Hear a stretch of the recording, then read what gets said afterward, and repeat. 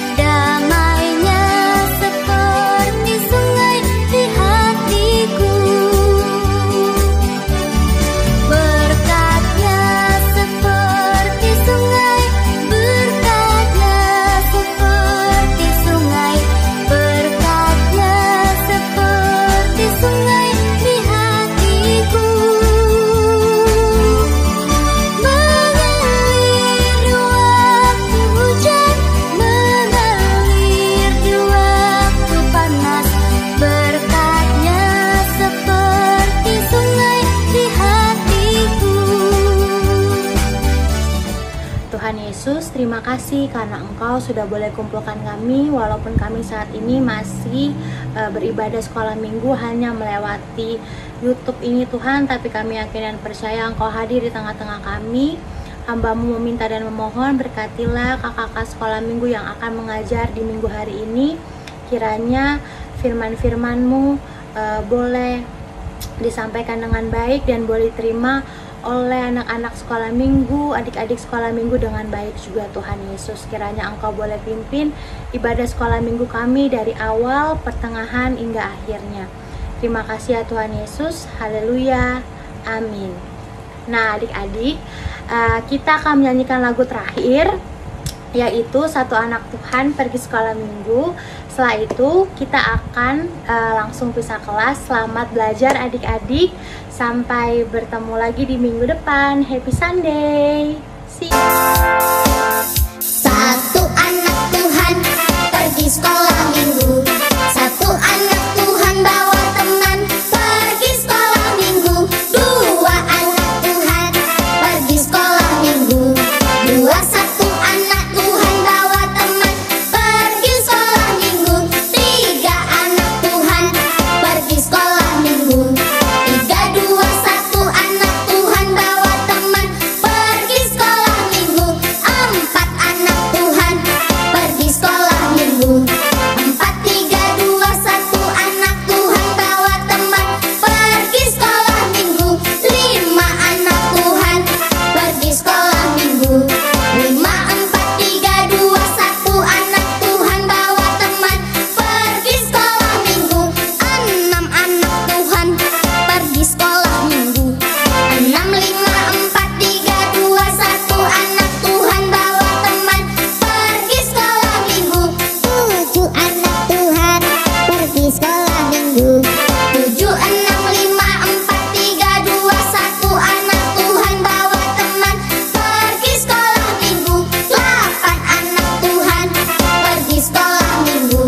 Delapan tujuh enam lima empat tiga dua satu anak Tuhan bawa teman pergi sekolah minggu. Sembilan anak Tuhan pergi sekolah minggu.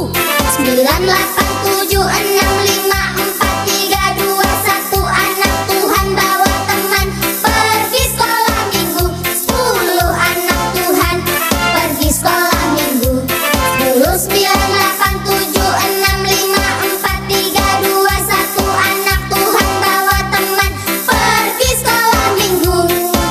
Ayo teman-teman, kita ke sekolah minggu.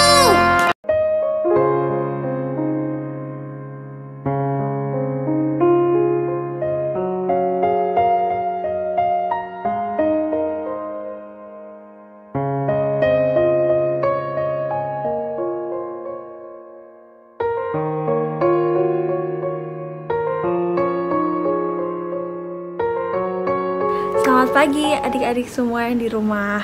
Selamat hari Minggu. Kalian berharap adik-adik di rumah selalu sehat, selalu dalam perlindungan Tuhan.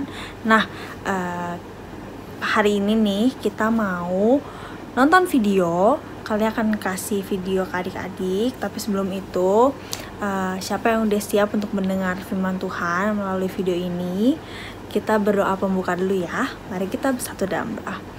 Bapa di sorga, terima kasih pada pagi hari ini kami boleh diberi kesempatan untuk bertemu lagi Tuhan, untuk mendengar sedikit dari firman-Mu. Terima kasih Tuhan Yesus atas berkat-Mu, haleluya, amin. Nah adik-adik, setelah ini kita langsung nonton videonya yang akan kalian kasih ya. Selamat menonton!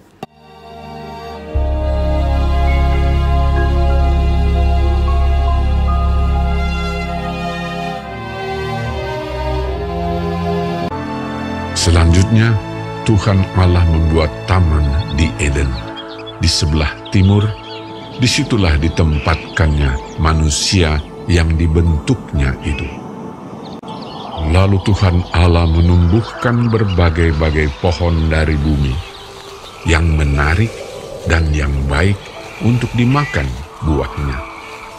Dan pohon kehidupan di tengah-tengah taman itu, serta pohon pengetahuan tentang yang baik dan yang jahat.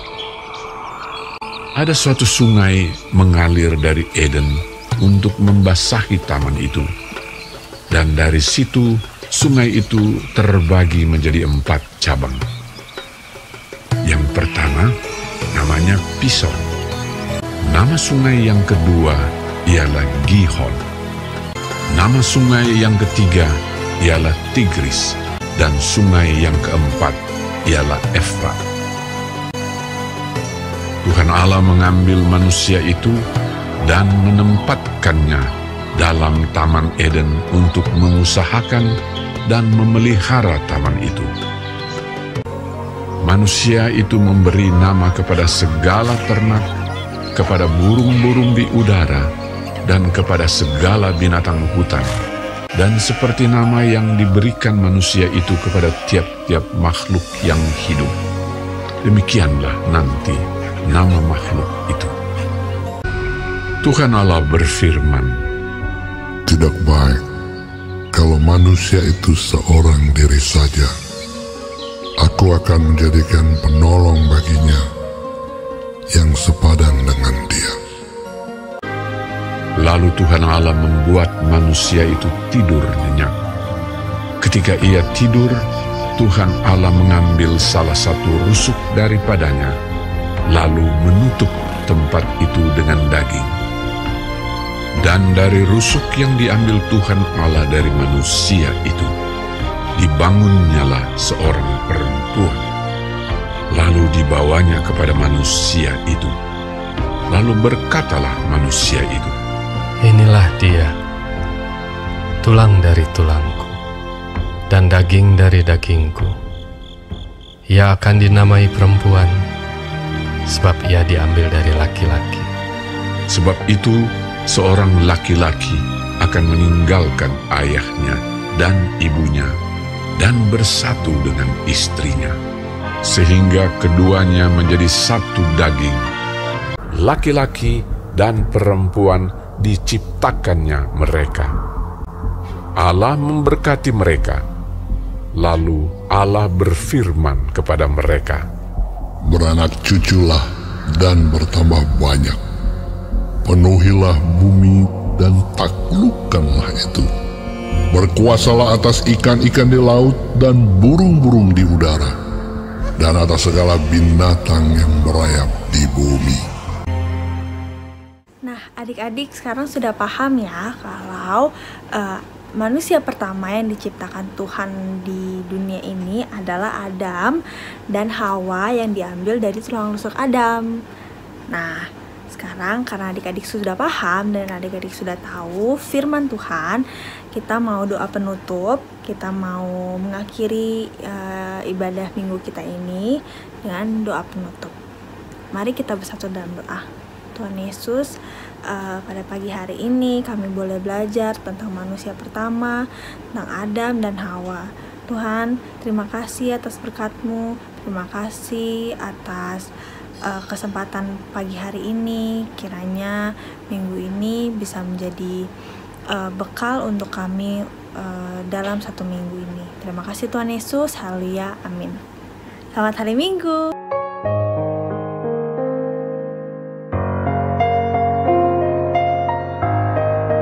Shalom adik-adik, selamat hari Minggu.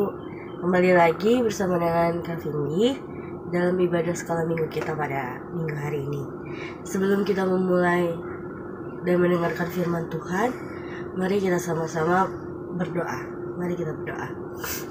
Tuhan Allah Bapa kami yang berada dalam kerajaan surga, terima kasih Tuhan atas seluruh penyertaan-Mu di dalam kehidupan kami, sehingga kami anak-anak-Mu boleh dikumpulkan Tuhan di tempat kami masing-masing, walaupun melalui media YouTube kami tetap dapat mengikuti ibadah skala minggu. Tuhan bimbing dan sertai ibadah skala minggu ini Tuhan dari awal dan akhir.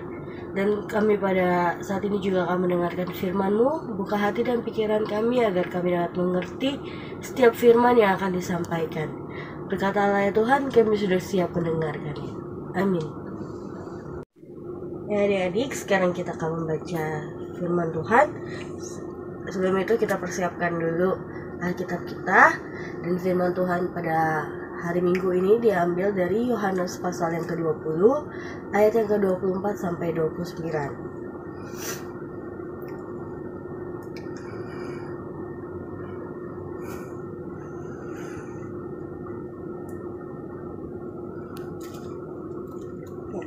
Judulnya perikop adalah Yesus menampakkan diri kepada Thomas.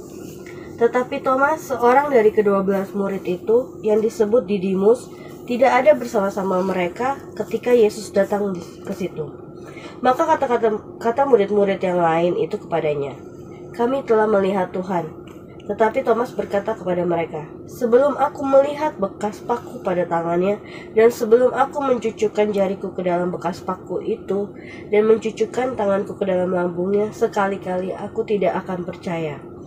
8 hari kemudian murid-murid Yesus berada kembali bersama dalam rumah itu, dan Thomas bersama-sama dengan mereka. Sementara pintu-pintu terkunci, Yesus datang dan ia berdiri di tengah-tengah mereka dan berkata, "Damai sejahtera bagi kamu." Kemudian ia berkata kepada Thomas, "Taruhlah jarimu di sini dan lihatlah tanganku. Ulurkanlah tanganmu dan cucukkanlah ke dalam lambungku, dan jangan engkau tidak percaya lagi, melainkan percayalah." Thomas menjawab dia, "Ya Tuhanku dan Allahku," kata Yesus kepadanya. "Karena engkau telah melihat aku, maka engkau percaya. Berbahagialah mereka yang tidak melihat namun percaya." Demikianlah firman Tuhan pada minggu hari ini. Adik-adik, bagaimana kalau ditanya adik-adik, apakah adik-adik percaya bahwa Yesus sudah bangkit? Kakak bersyukur kalau sampai saat ini adik-adik terus percaya bahwa Tuhan Yesus sudah bangkit dari kematiannya. Sekalipun mungkin kita tidak mendengar secara langsung tentang ceritanya, atau bahkan melihat cerita itu secara langsung, tapi dengan mata kepala kita sendiri, tapi kita percaya, dan itu adalah namanya iman. Apakah itu iman? Apakah adik-adik tahu apa itu iman?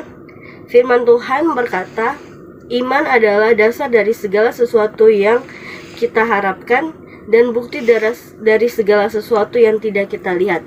Ibrani 11 ayat yang ke-1. Adik-adik, meskipun kita tidak melihat peristiwa Yesus bangkit, karena saat itu mungkin kita belum lahir, tapi kita percaya itu semua karena kasih karunia Tuhan. Tapi rupanya ada orang yang tidak semudah itu untuk percaya bahwa Yesus bangkit. Bahkan salah satu murid Tuhan Yesus yang selalu bersama-sama dengan Tuhan Yesus pun tidak percaya bahwa Tuhan Yesus itu bangkit. Dia berkata bahwa dia akan percaya kalau dia sudah melihat bekas pakunya di tangannya, dan dia juga percaya kalau dia sudah mencucukkan jarinya atau memasukkan jarinya di bekas paku itu dan di lambung, baru dia percaya bahwa Tuhan Yesus bangkit. Walaupun murid-murid yang lain sudah mengatakan bahwa mereka sudah melihat Tuhan, namun Thomas, murid Tuhan Yesus yang tidak percaya itu, masih tetap tidak percaya bahwa Tuhan Yesus sudah bangkit. Ketika pada saat mereka sedang berkumpul bersama-sama di dalam suatu tempat, tiba-tiba Tuhan Yesus hadir di tengah-tengah mereka. Dan pada saat di tengah-tengah mereka itu, Tuhan berkata, "Damai sejahtera bagi kamu." Kemudian Tuhan Yesus mendatangi Thomas dan berkata kepada Thomas, "Letakkan jarimu dan lihatlah tanganku. Ulurkanlah tanganmu dan cucukkan ke dalam lambungku. Dan janganlah engkau tidak percaya lagi, melainkan percayalah." Ternyata Tuhan Yesus mengetahui perkataan Thomas dan syarat untuk menjadi percaya. Dengan sabar Yesus membiarkan Thomas melakukan keinginannya itu. Melihat Yesus secara langsung, Thomas berseru, "Ya Tuhanku dan Allahku." Akhirnya Thomas betul-betul percaya setelah ia melihat dengan matanya sendiri. Yesus kemudian berkata kepada Thomas, "Karena engkau telah melihat aku, maka engkau percaya. Berbahagialah mereka yang tidak melihat namun percaya." Yesus menginginkan kita memelihara iman percaya kita yang teguh sekalipun kita tidak melihat. Bagian tidak melihat namun percaya disebut berbahagia oleh Tuhan. Artinya diberkati oleh karena imannya. Kita bersyukur karena kita memiliki iman kepada Tuhan Yesus yang sudah bangkit, dan iman itu harus terus kita pelihara dan kita tumbuhkan di dalam kehidupan kita sehari-hari. Kita perlu senantiasa bertemu dan berjumpa dengan Tuhan melalui firman-Nya. Karena itu, adik-adik dan kita semua diharapkan untuk rajin bersaat teduh, membaca firman Tuhan, dan berdoa setiap hari. Karena semakin kita membaca firman Tuhan, bersaat teduh, maka semakin teguh iman kita di dalam Tuhan. Jadi diharapkan bagi kita semua bahwa kita tetap memegang teguh iman percaya kita. Walaupun mungkin kita tidak melihat, tapi kita percaya bahwa Tuhan Yesus sudah bangkit, Dia sudah menebus dosa-dosa kita, sehingga kita boleh ada sebagaimana kita pada saat hari ini. Itu semua hanya karena kasih karunia Tuhan dan kemurahan Tuhan di dalam hidup kita. Dan di sini Tuhan berkata bahwa kita harus menginginkan bahwa kita menjadi orang-orang yang berbahagia. Dan orang-orang yang berbahagia itu adalah orang-orang yang mempunyai iman, yang percaya kepada Tuhan. Ya. Oke adik-adik, inilah firman Tuhan yang boleh kakak bagikan. Kiranya Tuhan Yesus senantiasa memberkati kita semua. Kakak firman Tuhan, dan kita akan menutup ibadah sekolah minggu kita. Mari kita bersatu dalam doa. Tuhan, terima kasih Tuhan, kami telah mendengarkan firman-Mu Tuhan. Tuhan pimpin dan sertai kami agar kami menjadi anak-anak yang tetap percaya dan takut akan Engkau, mempunyai iman yang teguh dan percaya bahwa Engkau adalah Tuhan dan Juru Selamat kami yang hidup, yang telah mati di kayu salib dan bangkit bagi kami. Terima kasih Tuhan Yesus, kami serahkan seluruh kehidupan kami hanya ke dalam tangan kasih-Mu saja. Inilah doa syukur kami, hanya di dalam nama Tuhan Yesus kami telah berdoa dan mengucap syukur. Amin.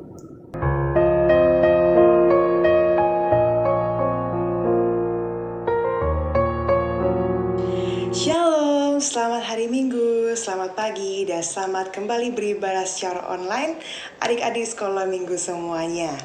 Nah, pada hari Minggu ini, kakak mohon maaf dulu sebelumnya ya, karena mungkin akan agak berisik-berisik videonya, karena di rumah sebelah, di tetangga kakak itu lagi ada potong pohon, jadinya agak berisik sedikit. Maaf ya adik-adik. Nah adik-adik, sebelum kita kembali belajar firman Tuhan pada hari Minggu ini, mari kita awali dengan berdoa bersama. Yuk kita berdoa dulu. Ya Tuhan Yesus, selamat pagi Tuhan. Terima kasih untuk perlindungan dan penyertaan-Mu sepanjang malam hingga pagi hari ini. Terima kasih untuk hari baru yang Tuhan Yesus berikan. Pada hari ini Tuhan Yesus, kami mau kembali belajar firman Tuhan melalui ibadah sekolah minggu kami secara online. Kiranya Tuhan Yesus yang memberkati ibadah kami ini, pelajaran kami ini dari awal pertengahan hingga akhirnya, agar apa yang disampaikan boleh kami mengerti dan dapat kami lakukan firman-Mu dalam kehidupan kami sehari-hari, sehingga kami anak-anak-Mu Tuhan tidak hanya menjadi pembaca dan pendengar firman Tuhan Yesus saja, tetapi kami juga menjadi pelaku firman-Mu. Terima kasih Tuhan Yesus. Sebelumnya kami juga mohon ampun akan dosa dan kesalahan kami. Di dalam nama Yesus kami berdoa. Haleluya, puji Tuhan, amin. Nah adik-adik, di hari Minggu ini kita mau belajar firman Tuhan yang berjudul Berkat dari Orang Jujur. Nah, untuk ayat firman Tuhannya terambil dari kitab Ayub 23 ayat 1-7. Nah, kita baca dulu bersama-sama ya. Ayub 23 ayat 1-7. Dengan judul, Ayub ingin membela diri di hadapan Allah. Tetapi Ayub menjawab, sekarang ini keluh kesahku menjadi pemberontakan. Tangannya menekan aku sehingga aku mengadu. Semoga aku tahu mendapatkan dia dan boleh datang ke tempat ia bersemayam. Maka akan kupaparkan perkaraku di hadapannya dan kupenuhi mulutku dengan kata-kata pembelaan. Maka aku akan mengetahui jawaban-jawaban yang diberikannya kepadaku, dan aku akan mengerti apa yang difirmankannya kepadaku. Sudikah ia mengadakan perkara dengan aku dalam kemahakuasaannya? Tidak, ia akan menaruh perhatian kepadaku. Orang jujurlah yang akan membela diri di hadapannya, dan aku akan bebas dari hakimku untuk selama-lamanya. Ya, sedemikian jauh pembacaan firman Tuhan kita pada hari ini, dan kita akan belajar tadi judulnya Berkat Orang Jujur. Nah adik-adik, sebelum kita masuk lebih jauh lagi, coba kita renungkan dua pertanyaan ini. Yang pertama yaitu, apakah di masa-masa ini masih ada orang yang berlaku dengan jujur. Dan yang kedua, apakah diri saya sebagai anak-anak Tuhan Yesus, sebagai orang yang percaya pada Kristus, sudah berlaku jujur? Nah, adik-adik, kalau kita lihat di hari-hari ini, semakin hari ini, semakin langka orang yang berlaku jujur. Kebanyakan mereka sudah melakukan kebohongan-kebohongan. Bahkan ada yang bilang kebohongan putih lah, yaitu kebohongan untuk kebaikan. Tapi yang namanya kebohongan pasti kebohongan. Dan kejujuran adalah kejujuran. Jadi nggak ada istilahnya bohong putih. Terus kalau misalnya dibilang, kan aku bohong putih, aku berbohong demi kebaikan, Tuhan pasti ngerti lah. Itu enggak ya adik-adik, enggak seperti itu. Sekalinya kita berbohong, berarti kita sudah berdosa. Oleh karena itu, kita harus tetap hidup dengan jujur. Nah adik-adik, jika hidup kita dipenuhi dengan kejujuran, maka minimal ada 4 berkat orang jujur yang mau kita pelajari hari ini. Yaitu berkat yang pertama adalah orang jujur pasti diberkati Tuhan. Nah adik-adik, orang-orang yang jujur saat-saat ini sangat langka. Kenapa? Karena kalau misalnya kita jujur, kita tidak akan disukai dengan orang-orang yang ada di sekitar kita. Karena kejujuran itu akan membongkar kesalahan. Kejujuran itu akan menyatakan ketidakbenaran. Nah, ketika kita melakukan kejujuran, kita akan dianggap tidak solider sama teman kita. Kita dianggap penjilat lah, dan hal-hal busuk. Tapi di sini kakak mau tegaskan bahwa kita sebagai anak-anak Tuhan Yesus harus tetap berlaku jujur. Apapun resiko yang harus kita hadapi dari kejujuran yang kita lakukan. Seberat apapun perkara-perkara yang harus kita lakukan, harus kita tanggung. Misalnya kayak dijauhi teman, dibenci sama teman-teman kita. Itu tidak masalah adik-adik, karena Tuhan Yesus yang melihat, Tuhan Yesus yang menilai kita. Nah adik-adik, yang kedua yaitu orang jujur itu akan dihormati dan dipercaya oleh orang lain. Benar adik-adik, ketika kita berlaku jujur, maka awalnya kita akan ditertawakan orang, kita akan dijauhi, dibenci sama orang lain. Tapi adik-adik, kejujuran itu akan mendatangkan kejujuran sendiri. Jadi walaupun lambat, nanti ke depannya kita akan dihormati, kita akan dipercaya sama orang lain. Berkat yang ketiga, yaitu orang yang jujur hidupnya akan menjadi berkat. Nah adik-adik, jika hidup kita tidak jujur, maka kita akan menjadi batu sandungan bagi orang lain. Ketika hidup kita sudah jadi batu sandungan bagi orang lain, kita akan mencelakakan orang lain, kita akan ditertawakan oleh orang lain karena ketidakjujuran kita. Nah, sehingga orang-orang akan berkata, orang itu baru bicara 15 kata, tapi terdapat 16 kebohongan. Jadi kata-kata yang belum keluar bahkan sudah mengandung kebohongan itu sendiri. Nah adik-adik, kita sebagai anak Tuhan Yesus tidak mau kan hidup kita menjadi batu sandungan bagi orang lain. Justru kita harus menjadi berkat dimanapun kita Tuhan tempatkan. Oleh karena itu kita harus berlaku jujur agar kita menjadi berkat bagi banyak orang. Berkat yang keempat yaitu orang yang jujur hidupnya akan selalu berada dalam ketenangan dan kedamaian. Nah adik-adik, yang paling penting di dunia ini bukan soal uang, harta, kekayaan, jabatan.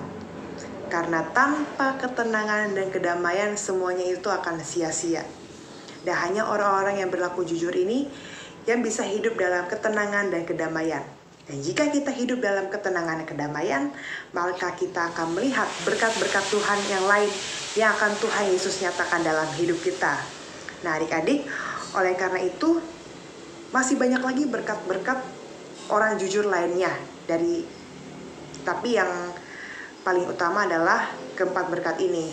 Yaitu yang pertama tadi, orang jujur pasti hidupnya diberkati oleh Tuhan. Yang kedua, orang jujur akan dihormati dan dipercaya orang lain. Yang ketiga, orang jujur akan selalu menjadi berkat. Dan yang terakhir, yang keempat, yaitu orang jujur akan hidup dalam ketenangan dan juga kedamaian. Oleh karena itu adik-adik, Kita sebagai anak-anak Tuhan Yesus, kita sudah tahu kebenaran. Kita adalah anak-anak terang, kita harus jadi berkat dimanapun kita berada. Kita tidak boleh menjadi batu sandungan. Oleh karena itu, salah satu hal penting dalam hidup ini harus kita pegang adalah hidup yang jujur. Oke? Nah, adik-adik, kita akan mengakhiri ibadah dan pelajaran sekolah minggu kita ini. Mari kita berdoa bersama. Ya Tuhan Yesus, terima kasih Tuhan, kami sudah belajar firman-Mu pada pagi ini mengenai berkat orang jujur. Tuhan Yesus, kiranya berkatilah kami, agar kami, anak-anak-Mu ini, dapat menjadi orang-orang yang jujur. Sehingga hidup kami diberkati Tuhan dan menjadi berkat bagi banyak orang melalui sikap kami yang penuh dengan kejujuran ini. Ya Tuhan Yesus, kiranya kami dapat menjadi pelaku firman-Mu, bukan hanya pendengar dan pembaca firman-Mu saja. Tuhan Yesus, kami juga menyerahkan hidup kami, segala kegiatan, segala usaha, segala pekerjaan kami ke dalam tangan Tuhan Yesus, agar segala sesuatunya boleh berjalan sesuai dengan kehendak Tuhan. Kiranya Allah Roh Kudus menuntun kehidupan kami. Ya Tuhan Yesus, kami juga berdoa bagi keluarga kami, bagi teman-teman kami, agar selalu diberi, dan juga diri kami sendiri, agar Tuhan selalu memberi kami kesehatan dan kekuatan, terutama di masa-masa pandemi ini, agar kami tidak lupa untuk selalu menjaga dan melakukan protokol kesehatan.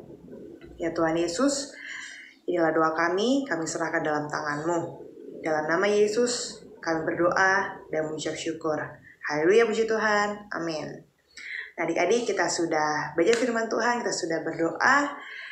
Kita jumpa lagi di minggu depan. Jangan lupa lakukan firman Tuhan. Jangan hanya menjadi pendengar dan pembacanya saja. Sampai jumpa lagi minggu depan. Tuhan Yesus memberkati. Bye-bye.